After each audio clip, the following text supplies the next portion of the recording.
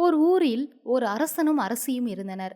அரண்மனையில் குழந்தை பிறந்ததால் உடனே வன தேவதைகளை வரவழைத்து குழந்தையால் நன்மை ஏற்படுமா அல்லது தீமை உண்டாகுமா என்று கேட்பது வழக்கம். அரசிக்கு 2 ஆண் குழந்தைகள் இருந்தன. 3வது பெண் குழந்தை பிறந்தது. அரசி வன தேவதைகளை வரவழைத்தாள். குழந்தை அழகாக இருந்தது. அம்மாவின் மடியில் படுத்து உறங்கிக் கொண்டிருந்தது. வன தேவதைகள் வந்து சேர்ந்தன. குழந்தையின் அருகில் வந்து பார்த்தன. இக்குழந்தையால் உடன் பிறந்தவர்களுக்கு துன்பம் வரும், உயிர் சேதம் கூட ஏற்படலாம் என்று கூறி தேவதைகள் மறைந்து விட்டன. அதை கேட்ட அரசி மிகவும் வருத்தப்பட்டாள். ஏன் வருத்தமாக இருக்கின்றாய் என்று அரசன் கேட்டான். அரசி தேவதைகள் சொன்னதை பற்றி அரசனிடம் தெரிவித்தாள். இளவரசர்களுக்கு தீங்கு வராமல் பாதுகாக்க வேண்டும். எனக்கு பின் ஊரை ஆள்வதற்கு மற்றொரு அரசன் வேண்டும். காட்டில் தவம் செய்யும் முனிவரை பார்த்து கேட்கலாம். இளவரசர்களை காப்பாற்றுவதற்கு ஏதேனும் ஒரு வழி தேட வேண்டும் என்று அரசன் கூறினான். மறுநாள் அரசி ஒரு வெள்ளை குதிரை மேல் ஏறி காட்டிற்கு சென்றாள். 2 காவலர்கள் அவளுக்கு துணையாக சென்றனர். முனிவர் ஒரு மரத்தின் பொந்தில் வசித்திருந்தார். அரசி குதிரையை விட்டு இறங்கி முனிவர் இருக்கும் இடத்திற்கு சென்றாள். முனிவர் அரசியிடம் என்ன வேண்டும் என்று கேட்டார். அரசி நடந்ததை முனிவரிடம் சொன்னாள். இளவரசர்களை காப்பாற்றுவது எப்படி என்று கேட்டாள். வருவது வந்தே தீரும், அதை தவிர்க்க முடியாது. ஒரு கோபுரம் கட்டி இளவரசியை அதன் உச்சியில் வைத்து விடுங்கள். சுற்றிலும் காவல் வைக்க வேண்டும் என்று முனிவர் கூறினார். ஒரு பெரிய கோபுரம் கட்டப்பட்டது. அதன் உச்சியிலுள்ள ஒரு அறையில் இளவரசி வசித்து வந்தாள். அவள் வெளியில் வருவதில்லை. அரசனும் அரசியும் இளவரசர்களும் ஒவ்வொரு நாளும் வந்து இளவரசியை பார்ப்பது வழக்கம். இளவரசி பெரிய பெண் ஆனாள். சில ஆண்டுகளில் அரசனும் அரசியும் இறந்துவிட்டனர். பெரிய மகன் பட்டத்திற்கு வந்தான். அரசன் ஆனவுடன் தங்கையை பார்க்க சென்றான். நீ இப்பொழுது அரசனாகி விட்டாய். உன் விருப்பம் போல் எதையும் செய்யலாம். இந்த சிறையில் இருந்து என்னை விடுதலை செய்ய மாட்டாயா என்று கண்ணீர் விட்டு கேட்டாள். அழ வேண்டாம் என்று அரசன் தங்கையை தேற்றினான். அவளை ஒரு பெரிய அரண்மனையில் கொண்டு போய் வைத்தான். அங்குள்ள பெரிய அறைகளையும் தோட்டங்களையும் கண்டு வியப்புற்றாள். அழகிய காட்சிகளை கண்டு ஆனந்தமடைந்தாள். தோட்டத்தில் ஒரு மயில் தோகையை விரித்து ஆடிக்கொண்டிருந்தது. அதை அண்ணனிடம் காண்பித்தாள். எவ்வளவு அற்புதமாக ஆடுகின்றது. நான் மனம் செய்து கொள்வதாக இருந்தால் மயில்களின் அரசனை தான் மனம் செய்து கொள்வேன் என்றாள். மயில்களின் அரசனை எங்கே போய் தேடுவது என்று அரசன் கேட்டான். தேடி கண்டுபிடிக்க வேண்டியது உன் வேலை. நான் வேறு யாரையும் மணந்து கொள்ள மாட்டேன் என்று கூறிவிட்டாள். 2 அண்ணன்களும் தங்கைக்கான மாப்பிள்ளையை தேடி அலைந்தனர். மயில்களின் அரசன் இருக்கும் இடம் எங்கே என்று வழிப்போக்கர்களிடமெல்லாம் கேட்டனர். மயில் அரசனை பற்றி யாரும் கேட்டதில்லை, கண்டதும் இல்லை. கடற்கரை ஓரத்தில் ஒரு கருடன் வட்டமிட்டு கொண்டிருந்தது. மயில் அரசன் இருக்கும் இடம் உனக்கு தெரியுமா என்று கருடனிடம் கேட்டனர். கருடன் மணலில் படமறைந்து காட்டியது. மயில் அரசனுடைய ஊர் கடலுக்கு அப்பால் இருக்கின்றது. ஆயிரக்கணக்கான மைல்கள் செல்ல வேண்டும் என்று கூறிவிட்டு பறந்து போயிற்று. இருவரும் கப்பலில் ஏறி கடலை கடந்து சென்றனர். மயில் அரசனுடைய நாட்டிற்கு வந்து சேர்ந்தனர். கடற்கரையில் மயில்கள் கூட்டம் கூட்டமாக இருந்தன. அவ்வூரில் உள்ள மக்கள் எல்லாம் மயில் இறகினால் ஆகிய ஆடைகளை அணிந்திருந்தனர். மயில் அரசன் தேரில் அமர்ந்து வீதி வழியாக சென்றான். அரசனும் மயில் இறகினால் செய்த ஆடைகளை அணிந்திருந்தான். அவன் தலையில் உள்ள மகுடமும் மயில் இறகினால் செய்யப்பட்டிருந்தது. பொன்னால் ஆகிய தேரில் அழகாக வீற்றிருந்தான். 12 மயில்கள் தேரை இழுத்துச் சென்றன. நம் தங்கைக்கு ஏற்ற கணவன் தான், இருவருக்குமே மனம் முடிக்க வேண்டும் என்று இளவரசன் கூறினான். மயிலரசன் தேரை நிறுத்தினான். நீங்கள் யார்? எந்த ஊரிலிருந்து வந்திருக்கின்றீர்கள் என்று கேட்டான். நாங்கள் ஆயிரக்கணக்கான மைல்களுக்கு அப்பால் இருந்து வந்திருக்கின்றோம். இந்த படத்தை உம்மிடம் காண்பிக்கலாம் என்று வந்தோம் என்று தங்கையின் படத்தை மயில் அரசனிடம் காண்பித்தனர். மிகவும் அழகிய பெண்தான். இப்படிப்பட்ட அழகி உலகில் வேறெங்கும் காண முடியாது என்று மயிலரசன் கூறினான். எங்கள் தங்கையின் அழகை வர்ணிக்க முடியாது. அவளுடைய முழு அழகும் படத்தில் தெரியாது. தாங்கள் விரும்பினால் அவளை மனம் செய்து கொள்ளலாம் என்று தங்கள் எண்ணத்தை தெரிவித்தனர். மயிலரசன் திருமணத்திற்கு உடன்பட்டான். உடனே புறப்பட்டு வரும்படி தங்கைக்கு கடிதம் எழுதினர். மயிலரசனும் மற்றவர்களும் அவளுடைய வருகைக்கு எதிர்நோக்கி இருப்பதாகவும் எழுதியிருந்தனர்.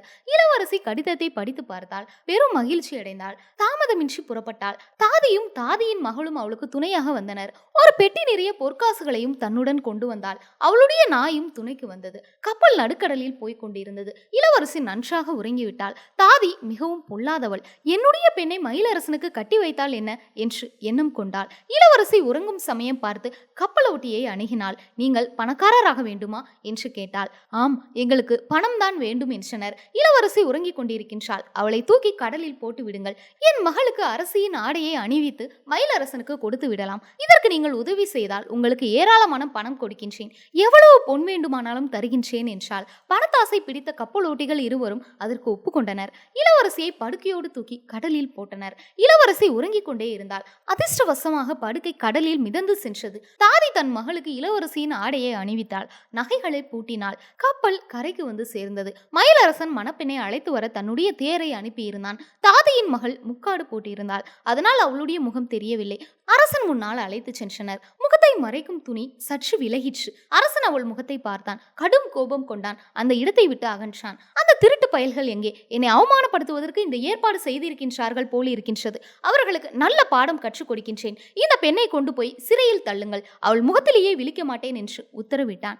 2 இளவரசர்களும் தங்கை எப்பொழுது வருவாள் என்று எதிர்பார்த்து கொண்டிருந்தனர். அவர்களையும் மயிலரசன் பிடித்து இருட்டு குகையில் அடைத்து விட்டான். நாங்கள் என்ன தவறு செய்தோம் என்று காவலாளியிடம் கேட்டனர். அவர்கள் பதில் ஒன்றும் கூறவில்லை. கதவை அடைத்து பூட்டிவிட்டனர். 3 நாட்கள் வரையில் அங்கேயே அடைப்பட்டு கிடந்தனர். அரசனுக்கு ஏன் கோபம் வந்தது என்று அவர்களுக்கு தெரியவில்லை. கடல் மீன்கள் அரசியை சுற்றி வந்தன. அவளுடன் உறங்கிக் கொண்டிருந்த நாயும் விழித்துக் கொண்டது. மீன்களை பார்த்து குலைத்தது. இளவரசி விழித்து பார்த்தால் கப்பல் போன இடம் தெரியவில்லை. கப்பலோட்டிகளையும் அவளுடன் வந்தவர்களையும் காணோம். கப்பல் ஒருவேளை பாறையில் மோதி உடைந்து விட்டதோ என்று எண்ணினாள். 2 நாட்கள் வரை தண்ணீரிலேயே மிதந்து கொண்டிருந்தாள். குளிரில் நடுங்கினாள். பசியால் வாடினாள். நாய் அவள் அருகிலேயே இருந்தது. அவளுக்கு உறக்கம் வரும்பொழுது நாய்க்குட்டி மீன் கடிக்காமல் பார்த்துக்கொள் என்று கூறிவிடுவாள். மீன் எல்லாம் வாயை திறந்து கொண்டு அவளிடம் வந்தன. நாய்க்குட்டி அவைகளை விரட்டிவிடும். 3வது நாள் காலையில் படுக்கை மிதந்து வந்து கரையில் ஒதுங்கிற்று. கடற்கரையில் ஒரு ஏழை கிழவன் ஒரு குடிசையில் வசித்திருந்தான். அவன் மிகவும் நல்லவன். நாய் குலைக்கும் ஓசையை கேட்டு வெளியே வந்து எட்டி பார்த்தான். இளவரசியும் நாயும் கடலில் மிதப்பதை கண்டான். இளவரசியும் அந்த கிழவனை பார்த்தாள். என்னை காப்பாற்றுங்கள், தண்ணீரில் மூழ்கி விடுவேன் என்று கதறினாள். கிழவன் ஓடி வந்து படுக்கையை தண்ணீருக்கு வெளியில் கொண்டு வந்தான். இளவரசியை தன் குடிசைக்கு அழைத்து சென்றான். இறந்து போன மனைவியின் புடவையை எடுத்து இளவரசியிடம் கொடுத்தான். அவன் கொடுத்த புடவையை உடுத்தி கொண்டு ஈர துணிகளை உலர வைத்தாள். கிழவன் அவளுக்கு சிறிது உணவு சமைத்து கொடுத்தான். நாய்க்கு சாப்பாடு கிடைத்தது. உங்களை பார்த்தால் அரச குடும்பத்தை சேர்ந்தவர்கள் போல் இருக்கின்றது. இங்கே எப்படி வந்து சேர்ந்தீர்கள் என்று கிழவன் கேட்டான். இளவரசி தன் கதையை சொன்னாள். மயில் அரசனை மணந்து கொள்ள போகும் வழியில் இத்துன்பம் நேரிட்டது என்றாள். மயில் அரசனுடைய அரண்மனை நெடுந்தூரத்தில் இல்லை. எப்பொழுது வேண்டுமானாலும் அங்கே போகலாம் என்றான். ஒருவேளை என்னை கடலில் தள்ளியது அவருடைய வேலையாக இருக்கலாம். என்னை கொன்றுவிட்டால் என்ன செய்வது? நான் இங்கேயே இருக்கின்றேன் என்றாள். இளவரசிக்கு ஏற்ற உணவு என்னிடம் இல்லை. மற்ற வசதிகளும் இல்லை. என்ன செய்வது என்று கிழவன் வருத்தப்பட்டான். ஒரு சிறிய கூடை இருந்தால் நான் நல்ல சாப்பாடு வரவழைத்து கொடுக்கின்றேன் என்று இளவரசி கூறினாள். கிழவன் ஒரு சிறிய கூடையை கொண்டு வந்து கொடுத்தான். இளவரசி அதை வாங்கி நாயின் கழுத்தில் கட்டிவிட்டாள். நாய்க்குட்டி நாய்க்குட்டி, பட்டணத்திற்கு போய் நல்ல சாப்பாடு கொண்டு வா என்று கூறி அனுப்பி வைத்தாள். நாய் நேராக அரண்மனைக்கு சென்றது. சமையல் அறைக்குள் நுழைந்தது. மயில் அரசனுக்காக அருமையான உணவு சமைக்கப்பட்டிருந்தது. கூடை நிறைய எடுத்து போட்டுக்கொண்டு இளவரசியிடம் ஓடி வந்தது. நல்ல நாய் என்று இளவரசி அதை தட்டி கொடுத்தாள். கூடையில் இருந்து எடுத்துக்கொண்டு நாயை மறுபடியும் வெளியில் அனுப்பினாள். அது அரண்மனைக்கு சென்று கூடை நிறைய பலகாரங்களை எடுத்துக்கொண்டு வந்தது. மயில் அரசனுடைய சாப்பாடு முழுவதும் கொஞ்சம் கொஞ்சமாக இளவரசியிடம் வந்து சேர்ந்து விட்டது. அன்று அவர் அரைகுறையாக உணவு அருந்தினார். அவருக்கு கோபம் வந்தது. இரவு சாப்பாடாவது நன்றாக செய்து வையுங்கள் என்று உத்தரவிட்டார். பொழுது சாய்ந்ததும் இளவரசி நாயை அனுப்பினாள். நாய் மீண்டும் அரண்மனைக்கு சென்றது. அவ்வளவு நல்ல சாப்பாடு வேறு எங்கே கிடைக்கும்? நாய் கிடைத்த வரையில் எடுத்து கூடையில் போட்டுக்கொண்டு ஓட்டம் பிடித்தது. அரசன் சாப்பிட வந்துவிட்டான். அவனுக்கு வேண்டிய உணவு கிடைக்கவில்லை. கடும் கோபம் கொண்டான். மறுநாளும் அப்படியே நடந்தது. நாய்க்குட்டி சமயம் பார்த்து உள்ளே நுழைந்து அரசனுடைய உணவை எடுத்து சென்றுவிடும். சமையல்காரன் அன்று மாலை மறைந்து நின்று பார்த்தான். நாய் வந்து உணவை கூடையில் எடுத்து சென்றது. அதை பின்தொடர்ந்து சென்றான். அது கடற்கரையில் உள்ள குடிசைக்குள் சென்றது. சமையல்காரன் ஓடி சென்று அரசனிடம் தெரிவித்தான். அரசனுக்கு இது வேடிக்கையாக இருந்தது.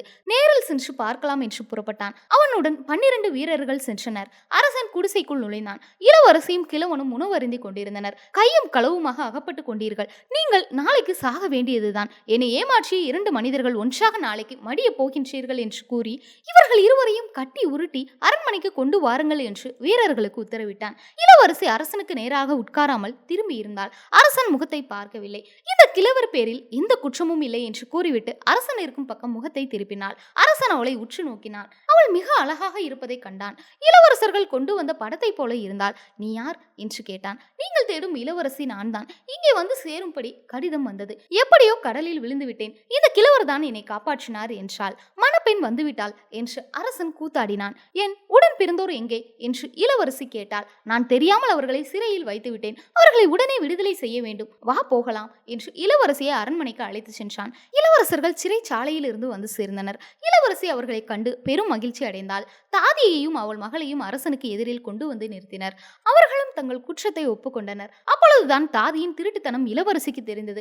இளவரசியின் வேண்டுகோளின்படி அரசன் தாதிக்கு மன்னிப்பு கொடுத்தான். கடற்கரையில் வசிக்கும் கிழவனுக்கு நாள்தோறும் அரண்மனையில் இருந்து நல்ல சாப்பாடு அனுப்பப்பட்டது. அவனுக்கு பல வெகுமதிகள் வழங்கப்பட்டன. மயிலரசன் இளவரசியை மணந்து கொண்டான். இருவரும் இன்பமுடன் வாழ்ந்து வந்தனர். நன்றி நண்பர்களே. இந்த வீடியோ உங்களுக்கு பிடிச்சிருந்தா லைக் பண்ணுங்க. இந்த வீடியோ தொடர்பான உங்களுடைய கருத்துக்களை அவசியம் எங்களுக்கு தெரியப்படுத்துங்க. அப்படியே கீழே இருக்கிற கமெண்ட் பாக்ஸில் ஓம் நமோ நாராயணா மகாலட்சுமி நமஸ்துதே அப்படின்னு எழுதுங்க. இவ்வாறு எழுதுவதன் மூலம் மகாலட்சுமியோட முழு அனுகிரகமும் உங்களுக்கு கிடைக்கும்.